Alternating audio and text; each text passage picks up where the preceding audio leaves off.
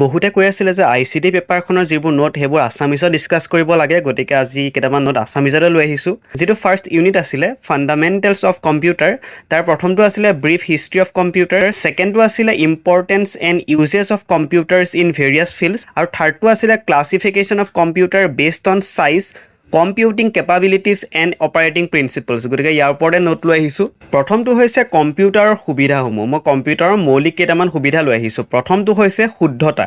Computer 100% সঠিক আৰু একে সঠিকতাৰে গাণিতীয় আৰু যুক্তিসংগত গণনা কৰিব পাৰে।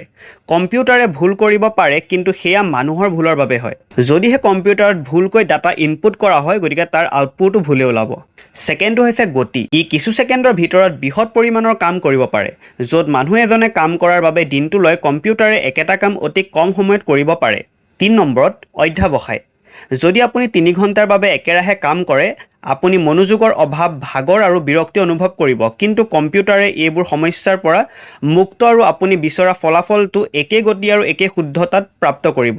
গতিকে মই 4টা কম্পিউটাৰৰ মৌলিক সুবিধা দিলোঁ। নেক্সটটো আছিলে হিষ্ট্ৰী অফ কম্পিউটাৰ। গতিকে কম্পিউটাৰৰ মই প্ৰত্যেকটো প্ৰজন্ম লৈ আহিছোঁ, কেনেকৈ আগৰ কম্পিউটাৰৰ পৰা বৰ্তমান কম্পিউটাৰলৈ পাইছেহি সেই গোটেইখিনি ডিছকাছ কৰা হৈছে। আধুনিক কম্পিউটাৰ হৈছে যোৱা কেইবাটাও দশকত বহুতো লোকৰ দ্বাৰা অসীমিত আৱিষ্কাৰ, উদ্ভাৱন আৰু বিকাশৰ অন্তিম ফলাফল।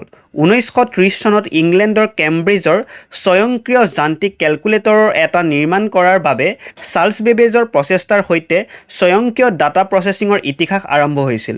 সমগ্ৰ কম্পিউটাৰৰ মূল্যায়নটো কিছুসংখ্যক প্ৰজন্মত বিভক্ত কৰা হৈছে। প্ৰথমটো হৈছে প্ৰথম প্ৰজন্মৰ কম্পিউটাৰ, যিটো UNIVAC ইউনিভাৰ্চেল অট'মেটিক কম্পিউটাৰ। ই আছিল প্ৰথম উপলব্ধ সাধাৰণ ব্যৱহাৰৰ বৈদ্যুতিক কম্পিউটাৰ, আৰু ই বৈদ্যুতিক কম্পিউটাৰৰ প্ৰথম প্ৰজন্মৰ আৰম্ভণি কৰে। ইয়াৰ ওপৰত বহলাই লিখা হৈছে, চাই ল'ব। নেক্সটটো হৈছে দ্বিতীয় প্ৰজন্মৰ কম্পিউটাৰ। এই কম্পিউটাৰবোৰত ট্ৰেনজিষ্টৰ আৰু অন্যান্য ছলিড ষ্টেণ্ড ডিভাইচ ব্যৱহাৰ কৰা হৈছিল। ইয়াৰ বৰ্তনীবোৰ ভেকুৱাম টিউবতকৈ সৰু আৰু কম ভাপ প্ৰস্তুত কৰিছিল, সেয়েহে দ্বিতীয় প্ৰজন্মৰ কম্পিউটাৰৰ কম শক্তিৰ প্ৰয়োজন হৈছিল। IBM 1401 আছিল আটাইতকৈ জনপ্ৰিয় দ্বিতীয় প্ৰজন্মৰ কম্পিউটাৰ।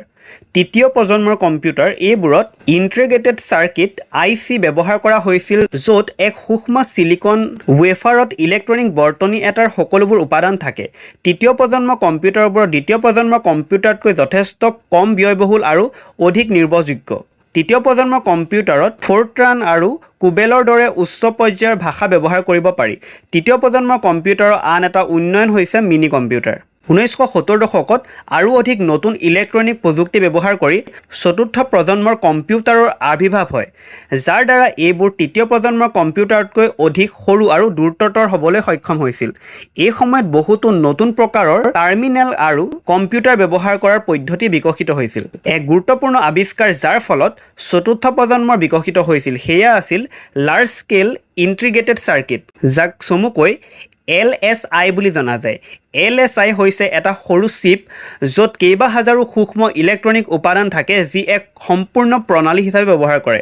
আৰু শেষৰটো হৈছে পঞ্চম প্ৰজন্মৰ কম্পিউটাৰ। পঞ্চম প্ৰজন্মৰ কম্পিউটাৰৰ আটাইতকৈ বিখ্যাত উদাহৰণ হৈছে আৰ্চাৰ চি ক্লাৰ্কৰ উপন্যাস 2001 এ স্পেচ এডিছৰ কাল্পনিক কম্পিউটাৰ HAL 9000। বৰ্তমানে বাস্তৱ পঞ্চম প্ৰজন্মৰ কম্পিউটাৰে কৰিব বুলি পৰিকল্পনা কৰা সকলো কাম HAL-এ কৰিছিল। কাল্পনিক বুদ্ধিমত্তাৰ সৈতে HAL-এ মানৱ পৰিচালকসকলৰ সৈতে বাৰ্তালাপ কৰা, দৃশ্যমান ইনপুট ব্যৱহাৰ কৰা আৰু ইয়াৰ নিজৰ অভিজ্ঞতাৰ পৰা শিকিব পৰাকৈ যথেষ্ট যুক্তি দৰ্শাব পাৰিছে। গতিকে এইটো ভিডিঅ'ত এই দুটা নোটে ডিছকাছ কৰিলোঁ। নেক্সট ভিডিঅ'ত মই বাকীখিনি নোটছো ডিছকাছ কৰিম। গতিকে ভিডিঅ'টো যদি ভাল পালে তেন্তে চেনেলটো ছাবস্ক্ৰাইব কৰিব নাপাহৰিব এনেকুৱা ধৰণৰ ভিডিঅ' আগলৈ পাই থাকিবৰ বাবে।